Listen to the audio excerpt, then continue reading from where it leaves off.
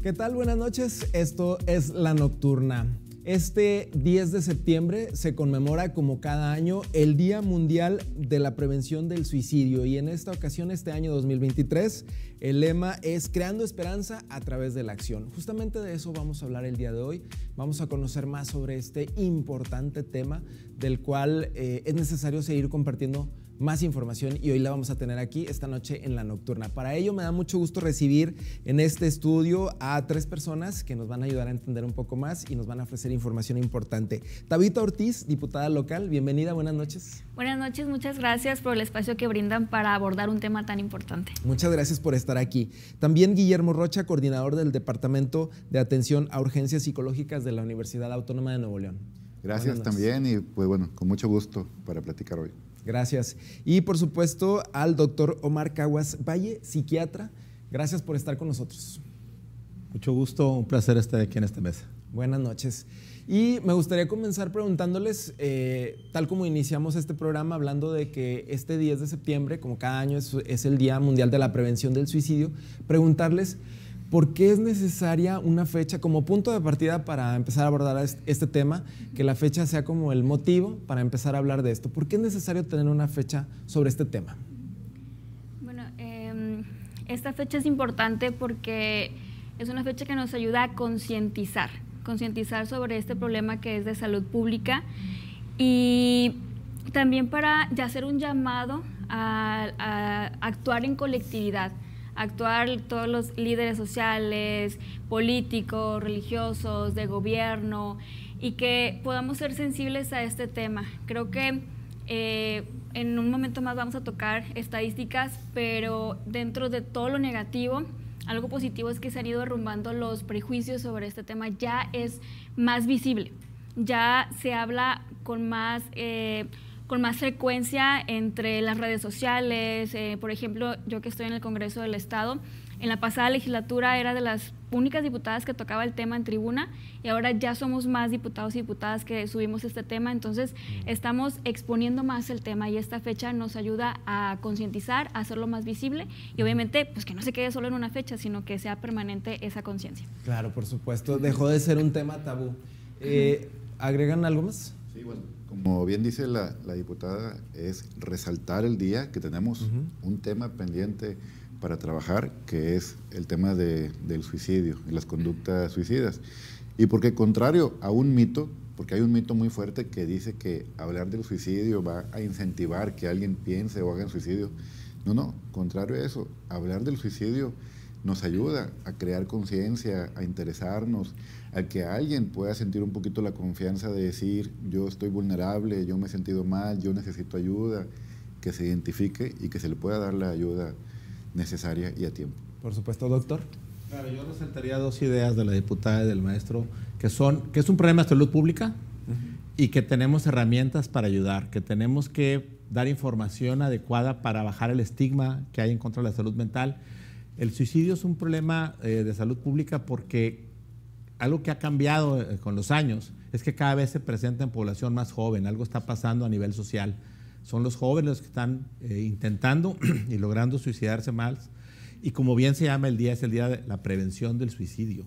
Y el tema, lo decía Roberto, es dar esperanza a través de la acción. Si nosotros entendemos que no es nada más de echar porras, sino de decir, mira, hay tales caminos y le informamos al público en general, porque entre los televidentes va a haber personas que lo están sintiendo o va a haber personas que tienen un familiar que puede estar en esta situación. Entonces, por eso es necesario que existan estos días. Claro. Ahora, a mí me surge con los comentarios que ya han hecho ustedes, me surge la idea de, tradicionalmente o históricamente hemos sabido de casos o de historias de personas que han tomado esta decisión y lo vemos como algo que ocurrió y punto, ¿verdad? Obviamente, pues todo el proceso para la familia, etcétera, ¿verdad? Y damos la vuelta a la página, pero a mí lo que me surge, el tema para mí es una cuestión de salud mental, ¿no? Hay algo atrás que derivó justamente o que eso fue el punto final. ¿no? Había algo atrás. Y eso es la salud mental. Exacto, así es, maestro. Sí, que lamentablemente cuando ya hay un acto, un intento, una muerte por suicidio, hacemos como esta recapitulación de que con razón se dijo esto, con razón se hacía esto, y entonces ahí nos van cayendo estos 20 que nos decía algo había, no detectamos de manera oportuna y no se atendió.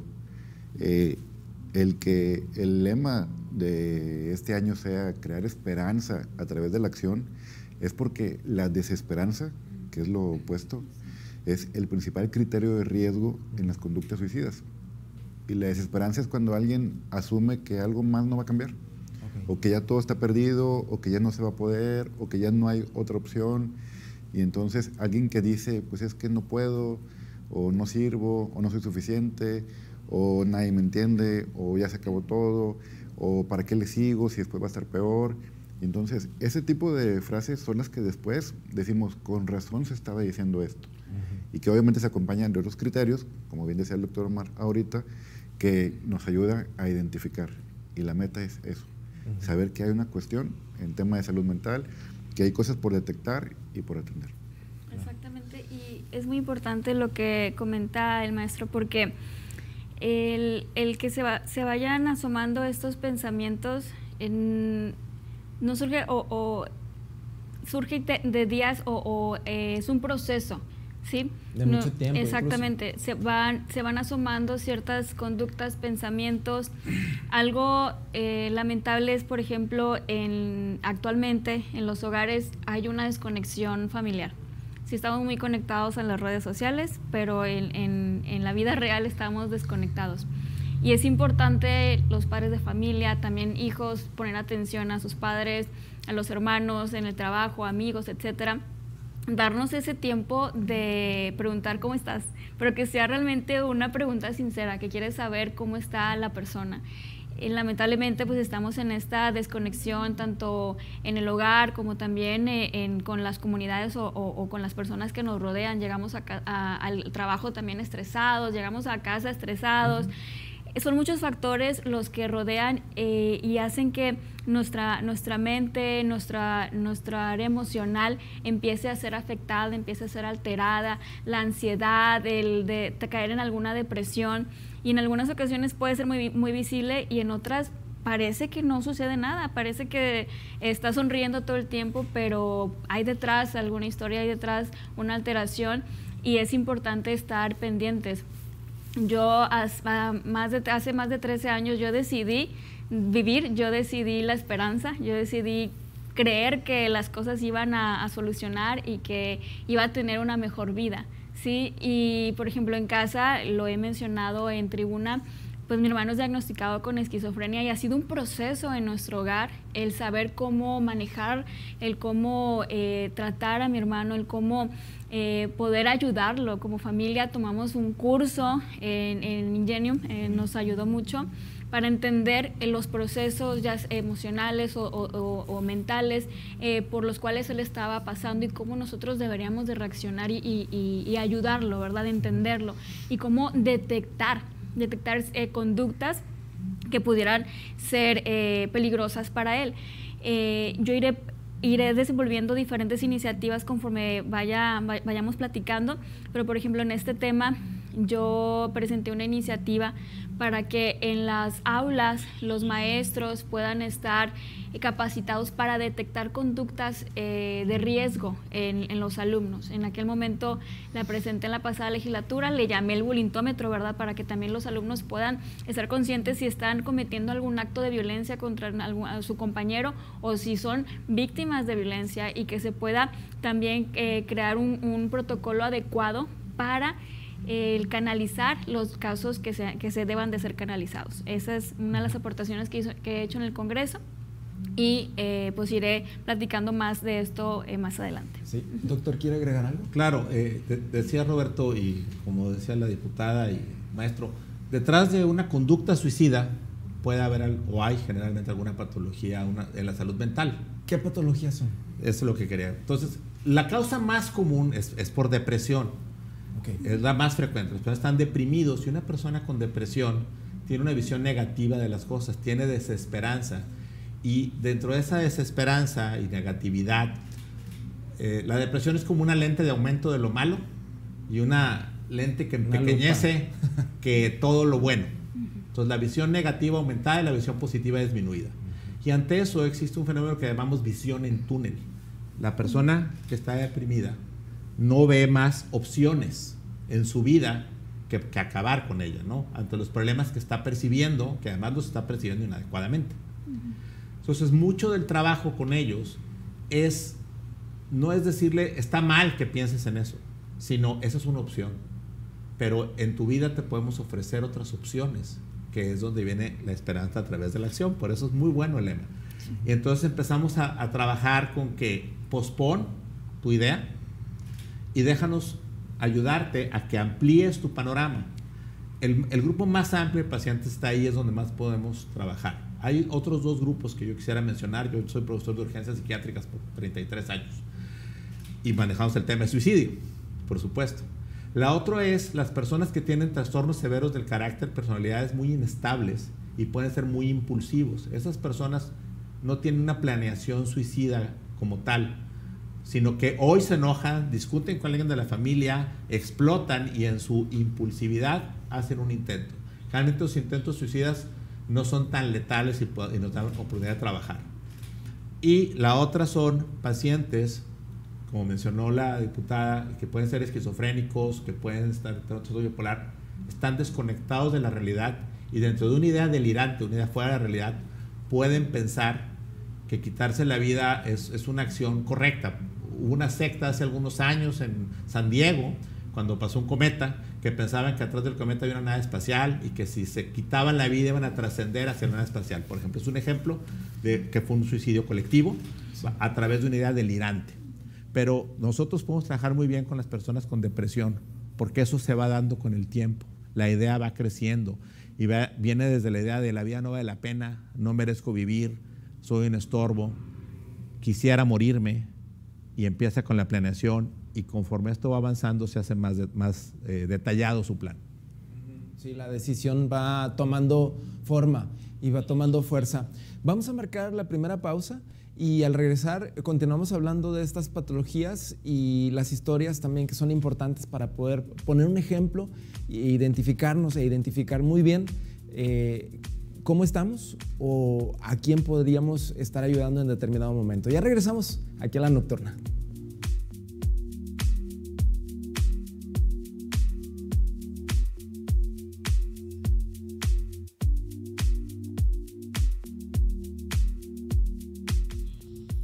Ya regresamos aquí a La Nocturna y seguimos platicando acerca del tema prevención del suicidio en el marco de este 10 de septiembre, que es el Día Mundial de la Prevención del Suicidio. Y ahorita, antes de irnos a la pausa, la diputada local, Tabita Ortiz, nos contaba un poco, nos dejaba entrever un poco de su historia personal. Y para mí las historias son muy importantes porque nos sirven para ejemplificar algún tema o nos sirven para identificarnos, ¿no? Te identificas tú o a lo mejor se puede identificar alguna persona, ¿no? Las historias son muy importantes. Y me gustaría que nos platicara más, diputada, acerca de su historia personal. Y es que aquí hay un punto que me parece importante de forma muy personal, lo considero. De las diputadas y los diputados podemos decir muchas cosas, criticarles muchas cosas, señalarles muchas cosas, pero se nos olvida que también son personas, son seres humanos como cualquier otro, ¿verdad? Entonces, si una diputada es sensible ante un tema, pues, ¿qué tanto no se puede hacer? ¿Cuál es su historia personal? Bueno, durante mi niñez y adolescencia estuve por un proceso muy complicado, un proceso que me dolió mucho y que me lastimaron mucho. Entonces yo vivía como muy enojada con la vida, ¿verdad? Y llegó un punto en que como ese dolor o esa frustración y pues en su momento yo lo catalogaba como un odio, ¿verdad? Llegó un punto en donde pensé que ya no podía resistir más. Y fue en cuestión de algunos momentos, pero yo creo que obviamente era ya un proceso por el cual estaba cargando. En algún momento yo vi en la mesa un cuchillo y por mi mente fue, quítate la vida. Pero también en ese momento fue en donde, en cuestión también de segundos, decidí no darle como autoridad a ese pensamiento en mí. Decidí, a ver, no, esto no es mi pensamiento. O sea, esto no es lo que yo quiero para mi vida, y decidí optar por vivir, decidí optar por creer en la esperanza y creer que iba mi vida a tener un giro.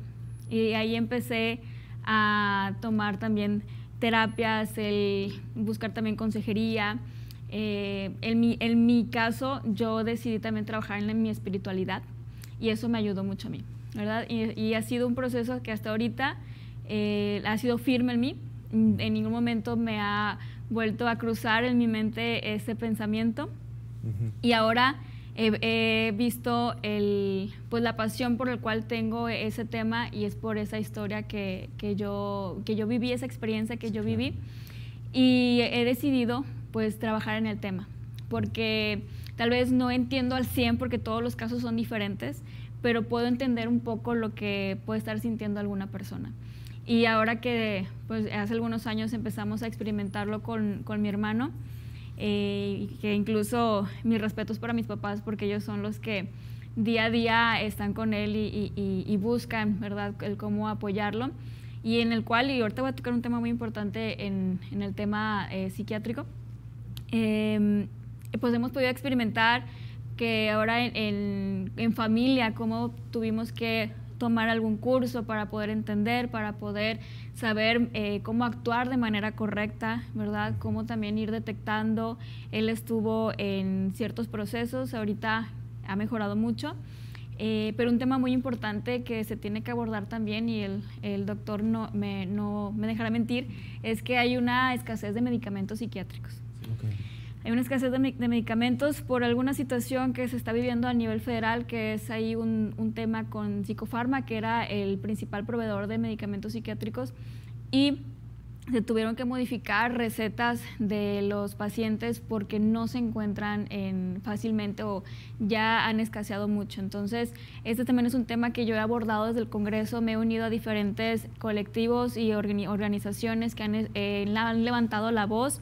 Desde el Congreso exhorté también a COFEPRIS para que ya solucione este problema con Psicofarma y que no se afecten a más pacientes. Es importante esto porque la alteración de algún tratamiento pues puede perjudicar en el paciente. Entonces, esta ha sido como la experiencia que he tenido. También trabajé muy de cerca con centros de rehabilitación. Estuve ingresando también al tutelar de menores y al penal de Topo Chico también, pues apoyando a mujeres en su situación. Por ejemplo, en el centro de rehabilitación, pues apoyando a las jóvenes, y era un centro de mujeres, apoyándolos en su proceso, enlazándolos con personas especialistas, el buscar que pudieran cambiar esa vida de adicción a una vida sana, ¿no? Entonces, el tema me apasiona, y ahora que he estado desde el Congreso, he podido llevar todas esas experiencias a tribuna,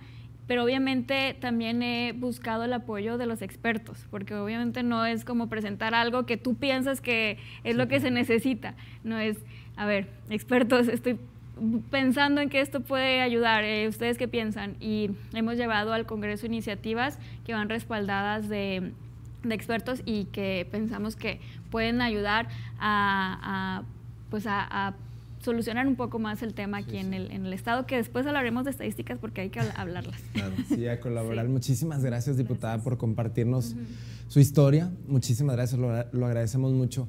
Maestro, ¿nos quiere compartir alguna historia, algún caso? Sí, comentar, bueno, lo decía la diputada Tabita, hay diferentes factores dentro de las conductas suicidas. Hay factores de riesgo, que obviamente son los que propician o acercan a la posibilidad de un acto suicida, o hay una ausencia de factores protectores. Un tema principal son las redes de apoyo. El que alguien tenga o no tenga una red de apoyo, pues resulta significativo. Incluso a veces cuando la hay, desde lo que decía ahorita el doctor Omar, de esta percepción de nadie me entiende, nadie me apoya, nadie me comprende, nadie se preocupa por mí, aunque haya siempre mucha gente preocupada, pues bueno, se incrementa ahí la cuestión del riesgo. Y para mí es un tema, esta ausencia de redes de apoyo. Y ahorita que se preguntaba esto de los casos, me acordaba de algunos, pero por decir uno, una jovencita con la que me tocó trabajar, 14 años, un día de repente se le ocurrió hacer una encuesta en Instagram. Y la encuesta fue, ¿me suicido sí o no? Tuvo 50 sí y un no. Y para ella fue un impacto. Y se intentó suicidar. No había una intención suicida. Le surgió, obviamente... Eso como una curiosidad. Había una vulnerabilidad, definitivamente había una vulnerabilidad. Ok. Porque para traer este tema algo estaba pasando. Ok. Lo trajo, que a mí me gusta decirlo, lo trajo como una llamada de auxilio. Y mi mensaje sería eso. Si alguien hace un comentario, un meme, un chiste, algo alusivo a las conductas suicidas, pues no pensemos nada más como que lo hace para llamar la atención. Pensémosle como, si es una búsqueda de atención, pongámosle atención. O busquémoslo como una búsqueda de auxilio. Sí. Y en este caso, el impacto de que 50 sí, suicídate, pues fue una cuestión significativa. Ahora, ¿qué pasa con la gente? ¿Por qué la gente le pone que sí? Digo, claramente no estamos entendiendo las señales de auxilio. Exacto. ¿Verdad? Esa sería nuestra meta, la reflexión, a que no esperemos que alguien vaya, incluso cuando alguien lo dice, me quiero matar, o no puedo más, o no sé cómo seguir viviendo, a veces no se le da la atención, pero alguien lo puede decir de diferentes formas. Memes, bromas, imágenes, como este caso, respondamos. Y es que las redes sociales, perdón, ahorita nada más quiero hacer un paréntesis por lo que está platicando el maestro. Las redes sociales son muy peligrosas, o sea, pueden sí ayudar mucho en ciertos temas, pero también se convierten en riesgo. Y precisamente comentaban, las estadísticas están ahorita pues inclinadas a que los jóvenes son los que más atentan contra su vida. A nivel nacional, si no me dejarán, me corrigen si estoy equivocada, de los 14, 15 años a los 29 años son los que más atentan contra su vida. Ahora, o sea, el rango ha bajado a los 9 a 13 años de edad. Tiene mucho que ver las redes sociales. Son niños, niñas. Que están, exacto, que están expuestos a las redes sociales, en donde cometes algún tipo de situación, a lo mejor incómoda, se viraliza y ya estás al ojo de todos, y eso claro que va a perjudicar tu estado emocional y mental. Entonces las redes sociales es manejarlas con mucha prudencia, con cuidado, y también ser conscientes, saber, mi comentario va a afectar. O sea, creo que también tenemos que buscar el concientizar a la gente y a las personas, y también el crear esa sensibilidad. A ver, no estamos hablando de cualquier cosa, es una vida. Y sí, lo que tú puedes decir o hacer, claro que va a afectar, que no sabes el alcance o el impacto que va a causar en alguna persona, ¿no? Entonces las redes sociales son de tener cuidado. Y bueno, esa era mi aportación. Sí, doctor. Pues yo el caso que quisiera platicarle a la audiencia y con autorización de la persona que lo sufrió, que lo vivió, es un caso de hace algunos años, un hombre joven, 29 años, que muy rápido había ascendido en la empresa en la que él estaba a puestos importantes, y siendo el ejecutivo más joven le dejan un proyecto muy importante, de gran calibre para la empresa en la que él trabajaba. Entonces, cuando yo lo voy a ver, extrañamente me hablan para que vaya a un hospital de la localidad donde estaba esta persona, sin ningún médico primario, curiosamente no sé cómo se logró internar ahí.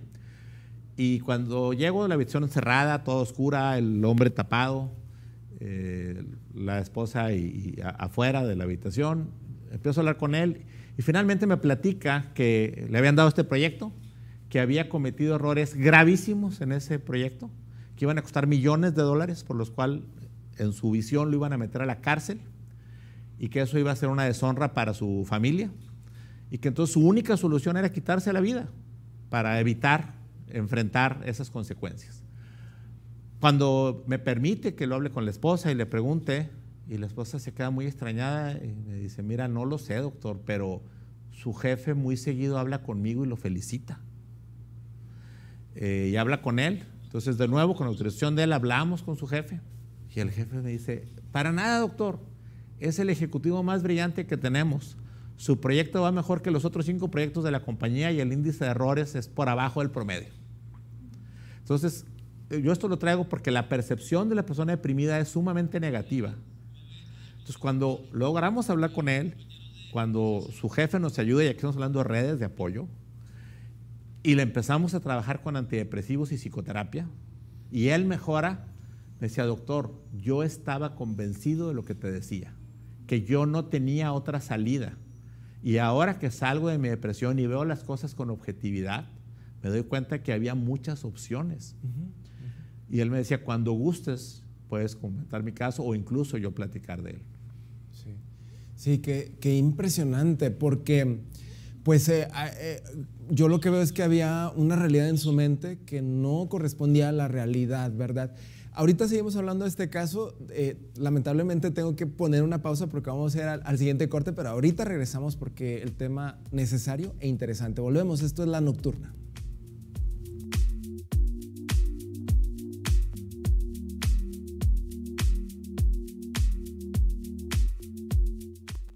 Regresamos a La Nocturna y ahorita que nos fuimos a la pausa nos quedamos con este ejemplo, esta historia tan fuerte, tan conmovedora. A mí me ha impresionado, ¿no?, lo que nos compartía doctor, de este hombre joven, además muy joven, exitoso, brillante, ¿no?, con un excelente trabajo, excelentes resultados, que esa era la realidad, pero su realidad en su mente era otra muy distinta que le hacía tener pensamientos muy, muy lamentables. ¿Tiene algún nombre esta, digamos, o se considera alguna patología o qué nombre tiene? En el caso de este hombre estaba en un episodio depresivo mayor, muy severo, que tenía ideación suicida, no lo había intentado, sí tenía planeación, pero de hecho él se hospitaliza buscando ayuda. O sea, una parte de él le decía que necesitaba buscar alguna ayuda. Ok, bien, para tenerlo en cuenta, ¿verdad? Porque no sabemos cuándo podamos toparnos con algo así, diputada. Yo, aprovechando que están aquí los expertos, quiero preguntarles, según la Fiscalía General del Estado, en el 2022 los suicidios consumados fueron alrededor de 423 aquí en Nuevo León. Okay. Y el 82% fueron hombres, o sea, son más los hombres los que deciden atentar contra su vida. ¿A qué se debe? Hay dos estadísticas contrarias. Las mujeres intentan suicidarse con el doble de frecuencia que los hombres, pero los hombres son 8 veces más eficaces para quitarse la vida. Entonces, sí, claro, el índice de suicidios en hombres jóvenes, la media nacional en 2017, pues tratan otros datos más actuales, eran 5.1 por cada 100,000 habitantes, población general, y subió a 6.2 en 2021, 6.2 por cada 100,000 habitantes. Pero en jóvenes sube a 9.3 por cada 100,000 habitantes. Y en hombres, 15.1 por cada 100,000 habitantes, casi triplicas la media nacional. Entonces sí, en los hombres es mucho más frecuente. Pero ¿la incidencia es similar tanto en hombres como mujeres o también es más alta en hombres? Es más alto el intento de suicidio. La consumación es más alto en hombres. En hombres. Claro. Okay. La muerte por suicidio en hombres es 80% aproximadamente. Contundente. Contra 20% de mujeres. Hay varios criterios. Dentro de ellos hay esta dificultad para buscar ayuda. Los hombres no pedimos ayuda ni para una dirección cuando estamos perdidos. Sí. Mucho menos en un tema emocional, mucho menos en un sufrimiento buscamos la ayuda necesaria. Y la otra también, esta dificultad para expresar emociones, pensamientos e ideas. Que esto hace que sea más difícil detectar de manera oportuna. O los cuadros, incluso cuadros depresivos, suelen ser más irritables. Y estamos acostumbradas a que si alguien está más triste o melancólico o llorando, se le cuida. Pero si alguien está más irritable y que también es un criterio en la depresión, se le aleja. Rechazas. Y puede que haya también cierto sufrimiento en torno a eso. Sí. Así que específicamente, hablando de temas estadísticos, que ha habido cambios. Antes de la pandemia, durante la pandemia y ahora posterior a la pandemia.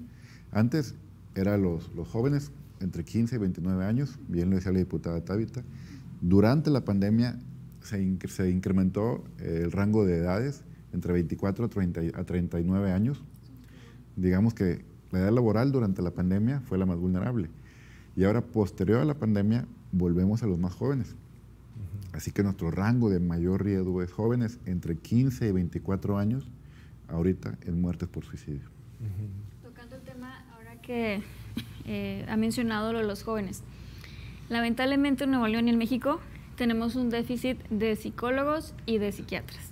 No hay suficientes psicólogos y psiquiatras para atender a la población que lo requiere. y los que se dedican al área pública ganan un sueldo aproximadamente de 5,000 mensuales. Es por ello que deciden irse mejor al área privada, porque es obviamente donde pueden obtener mayor ingreso. Ahora, tenemos en Nuevo León una ley, que es la ley para prevenir, atender y erradicar la violencia escolar. En esa ley se menciona que las escuelas deben de tener algún psicólogo o trabajador social que atienda el tema de salud mental o el tema de atención psicológica. No se cumple esta ley, no se cumple este apartado porque he platicado con la Secretaría de Educación, lo que mencionan es, no hay suficientes psicólogos y no se les paga lo suficiente, deciden irse al área privada.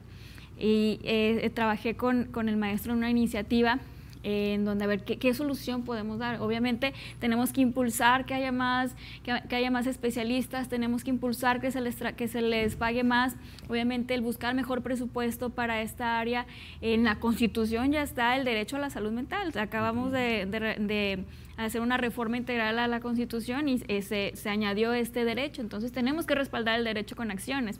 Ahí precisamente el lema que este año respalda el día, ¿no? Y de la iniciativa que presenté es para que se pueda apoyar el gobierno, las escuelas, con también asociaciones, instituciones que estén trabajando en el tema. Por ejemplo, en el caso de mi familia, que nos apoyamos con Ingenio, y que podamos tener como ese brazo de auxilio, de ayuda, y que también podamos preparar a los planteles para que canalicen a los casos particulares que necesitan ser canalizados para su mayor atención. También otro tema importante es que muchas escuelas optan por ya no recibir al alumno o la alumna que está padeciendo por alguna alteración emocional. Obviamente tal vez no saben cómo tratar el tema, sí, cómo abordarlo, y presenté una iniciativa precisamente para que esto no suceda. Obviamente si algún especialista en la salud dice no, si es riesgoso que vaya a la escuela, bueno, ahí obviamente ya no iría, pero si tal vez la escuela es un ambiente seguro para el alumno o la alumna, pues que le puedan respetar el acceso y obviamente canalizarlo para que sea atendido. Claro. Doctor.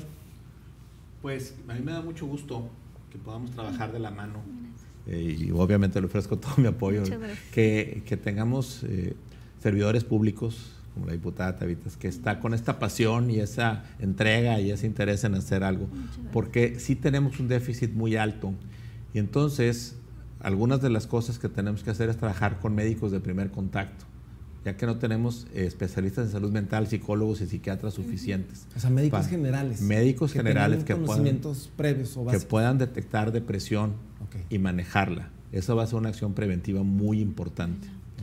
Y obviamente sensibilizar. Yo he sido colaborador del grupo de Ingenium por años, que es un grupo que se dedica a psicoeducación en salud mental, gratuita para la población general, y que entonces lo que hacemos es desestigmatizar, porque algunas ideas falsas respecto al suicidio es que la persona es débil de carácter, no aguanta nada y por eso está pensando en esto. O al revés, no, es que el que dice no lo va a hacer, también. No le hagas caso, está chiflado, ¿sí? O no pensar, el suicidio no respeta culturas, nacionalidades, edades, épocas. O sea, existe a lo largo de la historia de la humanidad y por eso vemos personalidades famosas y exitosas con dinero, Sinead O'Connor, Robin Williams, el Shea Bourdain, Kate Spade, Whitney Houston. Hay muchos ejemplos, ¿no? Sí. De personalidades famosas, exitosas, con dinero, y dices, ¿por qué? Pues porque la depresión le pasa como el ejemplo que daba yo, ¿verdad? Sí. Tiene una visión totalmente distorsionada de la realidad y no ven otra solución. Combatir la visión en túnel, ampliar las opciones, es una de las mejores acciones preventivas que podemos dar. Así es, y yo quiero igualmente reconocer a Ingenium porque cuando mi familia y yo estuvimos en ese curso, también conectamos con familias que pues obviamente estaban en un proceso similar, precisamente esposas de empresarios exitosos, esposas o esposos de personas muy exitosas. Y esto nos puede impactar a cualquiera.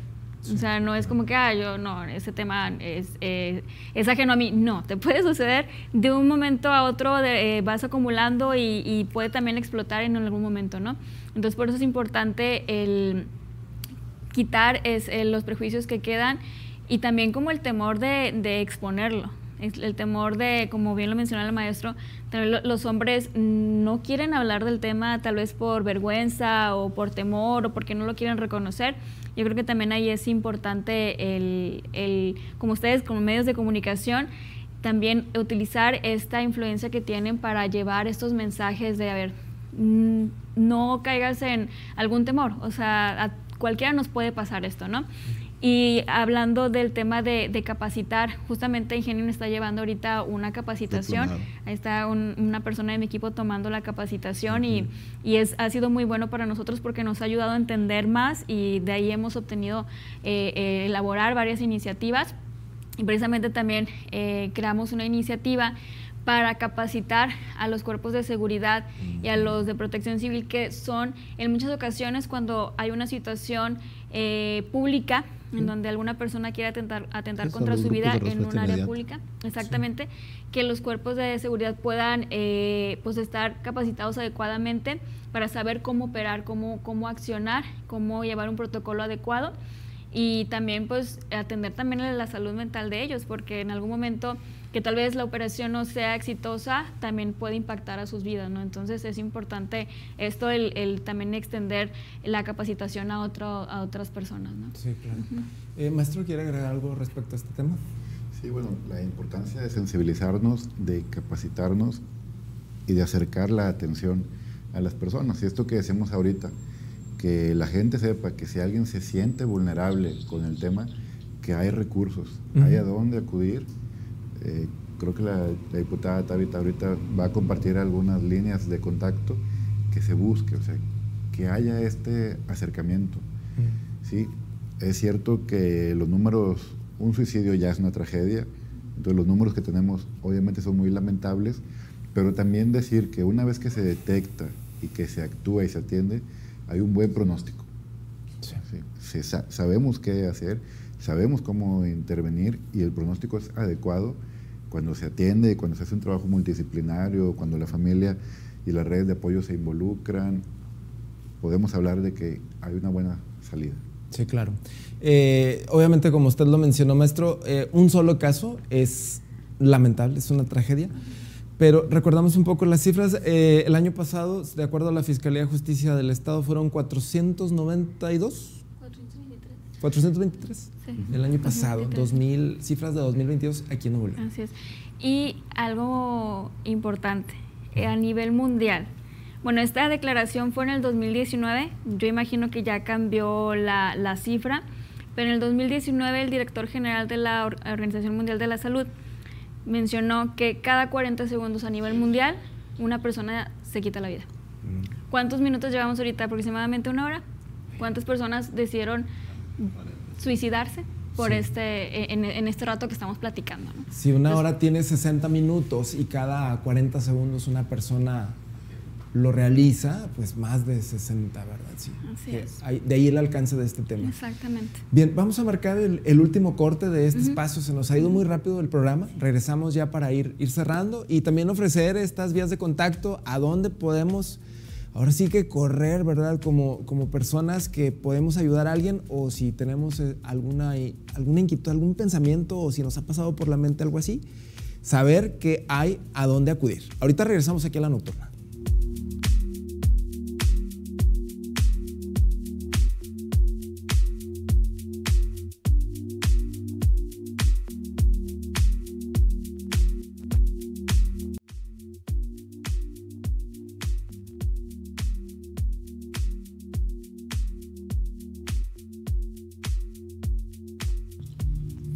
Regresamos a La Nocturna y estamos ya en la recta final de nuestro tema del día de hoy, en el marco del 10 de septiembre, de este 10 de septiembre, Día Mundial de la Prevención del Suicidio. Y bueno, vamos a ir cerrando, ofreciendo ya las últimas informaciones para que la gente lo tenga ahí de su mano. La información es importante, es buena, es poderosa, ¿verdad? Tenerla ahí. Y me gustaría que fuéramos cerrando. ¿Hay algunos aspectos que a usted le gustaría destacar, doctor Omar? Yo quisiera decir, que ahorita lo amplíen mis compañeros, que decía el maestro Rocha, una vez que se detecta, el pronóstico es bueno. Es bueno porque hay herramientas para ayudarles. Y entre estas herramientas es un trabajo multidisciplinario. Psicoterapia, psiquiatría, fármacos, técnicas modernas de neuromodulación y hospitalización. El paciente que tiene un alto riesgo de quitarse la vida, el manejo más adecuado de acuerdo a los estándares de urgencias internacionales es que se hospitalice. La hospitalización involuntaria es algo que genera a veces mucho ruido en la población porque parece que es un abuso psiquiátrico. En realidad hay indicaciones muy claras, precisas, con normas éticas y de acuerdo a la Ley General de Salud, artículo 51 bis 2, que permite que si una persona representa un riesgo para él mismo, para los demás, eso se considera una emergencia médica. Y una emergencia médica implica que se tiene que actuar aún sin el consentimiento de la persona para protegerlo. Obviamente se hace estableciendo las razones y justificándolas día a día. Pero bajo estas normas la atención se puede dar. A veces las familias se sienten impotentes porque dicen es que no quiere recibir ayuda. Y bueno, es que su estado mental no le permite valorar la necesidad o está tan desesperanzado que no cree que nada le vaya a ayudar. Entonces, en esos momentos tenemos que apoyarlos en un marco legal, pero en un marco muy humanitario, sí, que les ofrezcamos algo. Sí, que la intención es salvar la vida. Sí, maestro. Bueno, que ahorita hablábamos de algunos factores de riesgo, obviamente los cuadros clínicos como las patologías, la ausencia de redes de apoyo. Cuando eso se combina con la vulnerabilidad, esa dificultad para manejar mis emociones o para tolerar lo que me está pasando, más algún detonante, una pérdida, una ruptura, alguna sensación de fracaso, algún accidente o algo, hablaríamos del mayor factor de riesgo en las conductas suicidas. Y la pregunta sería, ¿qué hacemos? Bueno, los factores protectores. Incrementar los factores protectores, que es generar redes de apoyo, pertenecer a grupos de algo, que dé un sentido de pertenencia, que dé cierta motivación, crear habilidades para expresarnos, para comunicarnos, para el manejo de emociones, para esta búsqueda de ayuda que decíamos ahorita, todo lo que tiene que ver con el autocuidado, ¿sí? Sueño, alimentación, aseo, deporte, el gimnasio, ¿no? Eso nos ayuda bastante, la espiritualidad, el establecer metas a mediano o a largo plazo. Entonces, hay cosas que podemos hacer. ¿Aprender alguna habilidad? ¿Algún curso puede ser también? Un curso, ser parte de un grupo, de algo. ¿Algún grupo de ayuda? Por ejemplo, algún grupo que, no sé, de ayuda comunitaria, humanitaria, algo. De lo que sea. Música, deporte, iglesia, lectura. El sentir parte y ser parte de un grupo son factores protectores. Aparte de los recursos que comentaba ahorita el doctor Omar, bueno, hay cosas que sí podemos hacer y que es justamente esto, abrir esta visión de túnel para saber, mira, sí puedo hacer esto, sí tengo esto, otro. La visión de túnel, que cuando hablamos, por ejemplo, de intervención y le preguntamos a alguien, ¿qué es lo que quieres matar? Pues bueno, es esto que estoy viendo en la visión de túnel. Porque le preguntamos, ¿qué no quisieras matar? Y le ayudamos a encontrar eso que no quisiera, eso abre la visión. Pues no quisiera matar la dinámica con mi familia, o con mi mascota, o con mi equipo de fútbol, o la iglesia, o mi pareja. Y entonces, ayudarle a encontrar estas opciones. Y bueno, si no tengo a lo mejor estos recursos de redes de apoyo, acercarnos a la ayuda. La ayuda profesional, pues está. Claro. Por supuesto. Y qué bien que menciona, maestro, el tema de explorar o el ser parte de grupos en donde puedas también desarrollar tus capacidades, etcétera, porque según reportes del 911, las llamadas, o el día, perdón, en donde más se obtienen llamadas o se emiten llamadas de emergencia son los domingos. Los domingos, un día en donde imagino están en casa, tal vez solos o sin hacer nada, y la mente empieza a divagar, empieza a funcionar, ¿no?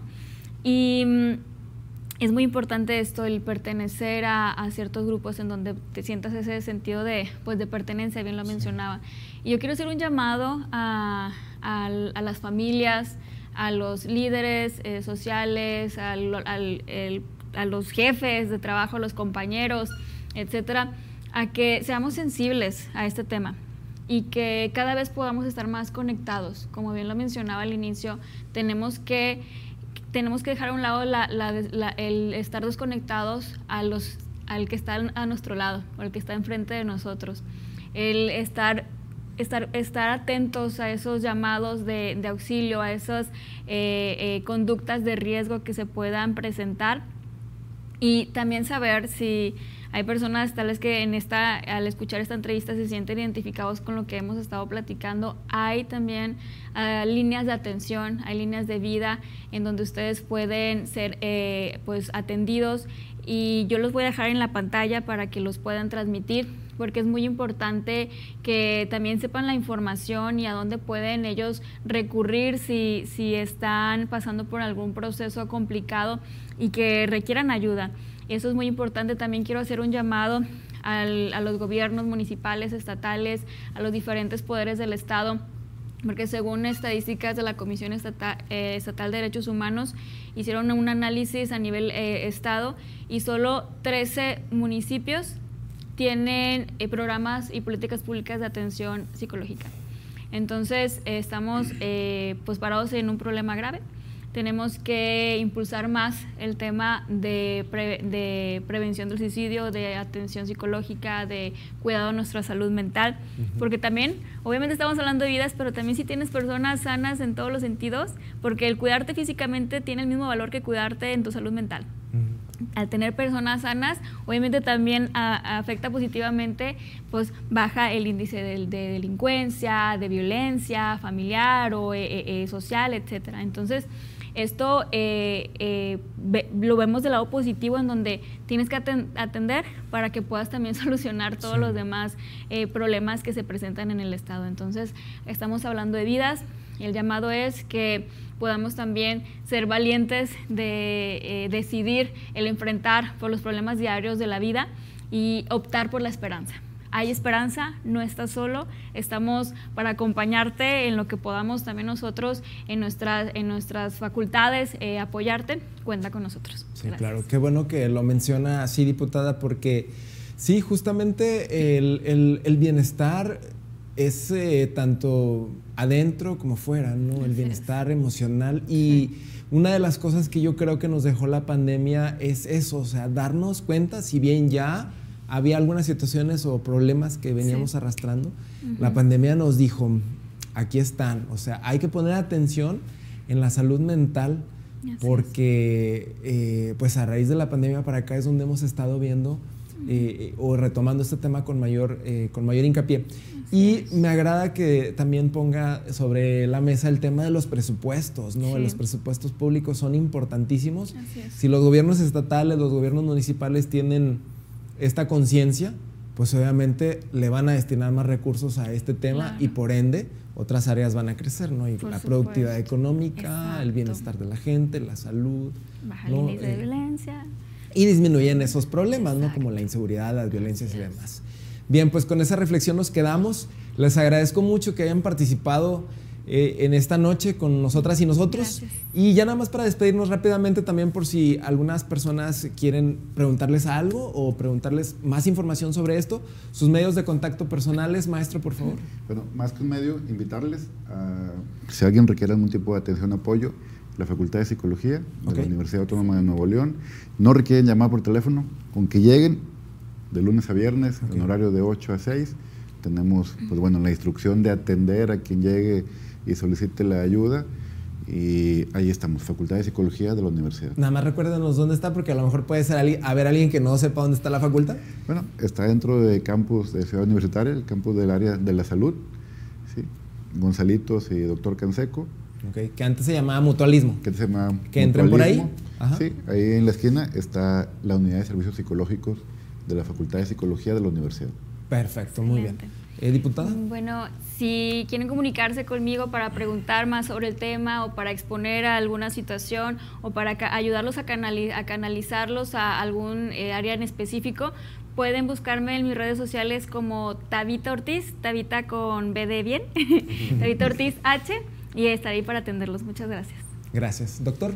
Pues a nivel público, las dos instituciones psiquiátricas más grandes del Estado, que son el nuevo Hospital Psiquiátrico del Estado, que tiene servicio de urgencias las 24 horas, el Hospital Universitario, en el área de urgencias, que de ahí es canalizado a psiquiatría, también tiene servicio las 24 horas, creo que son dos áreas muy, muy importantes. Los que son derechohabientes, el Instituto Mexicano del Seguro Social tiene la Clínica 22, que también los atiende para emergencias de este tipo. Y pues a nivel privado podría decirles que busquen Grupo Punto de Partida, y como Grupo Punto de Partida también tenemos atención. ¿En redes sociales? Grupo Punto de Partida. Muy bien. ¿Y la Clínica 22 dónde se ubica? Para alguna persona que de repente ande por ahí perdida. En Topo Chico. En Topo Chico, en la colonia Topo Chico. Zona del Topo Chico, muy bien, sí. Perfecto. Muy bien. Perdóname, nada más mencionar que ya se abrió el Hospital de Especialidades, exacto, en salud mental, que está ahorita en Escobedo. La verdad es un gran proyecto, y pues también que ahí pueden recurrir para atención. Y agradecer el espacio, la verdad estoy muy honrada de estar aquí con ustedes, expertos, y gracias por abordar el tema en este programa. No, gracias a ustedes. Hay que repetir bueno, no más bien repetirlo, sino hacer otro programa donde hablemos más de este tema, porque es bien necesario, la verdad. Claro que sí. Muchas gracias. Gracias. Y gracias a ustedes que nos acompañaron. Les esperamos la próxima semana con más temas de actualidad.